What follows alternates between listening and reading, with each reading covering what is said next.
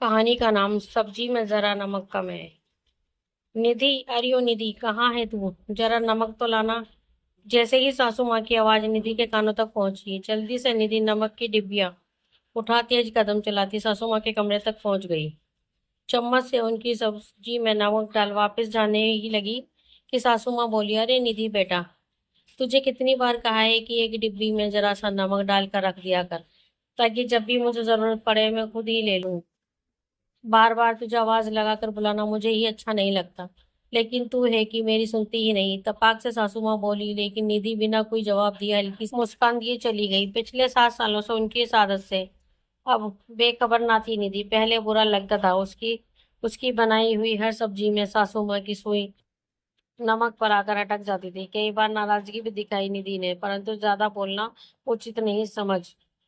आखिरकार घर की बहू जो ठहरी, सही बात। अगर बेटी बोल दे तो कोई दिक्कत नहीं, परंतु बहू के कोई भी बात बार बार कहने पर कलेश का कारण अवश्य बन जाती।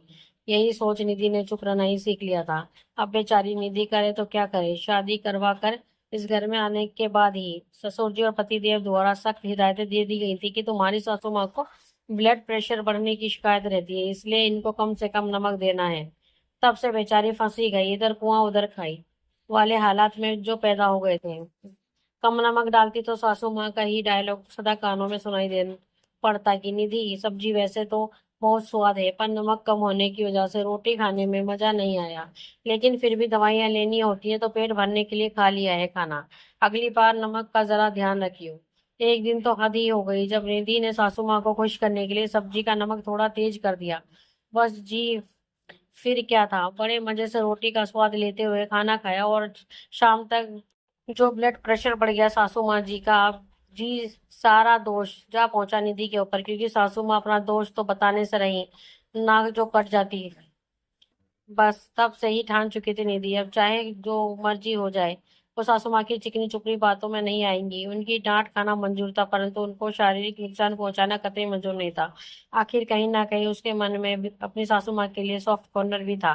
भले ही नमक के बहाने ही सही, सासू माँ निधि से शिकायत तो करती, पर इस शिकायत में भी उसे अपनापन लगता। कभी सोचा नहीं था निधि की नमक उसके और उसकी सासू माँ के बीच की बातचीत का एक महत्वपूर्ण हिस्सा बन जाएगा। दोस्तों, आपको हमारी ये कहानी कैसी लगी प्लीज कमेंट में हमें जरूर बताएं।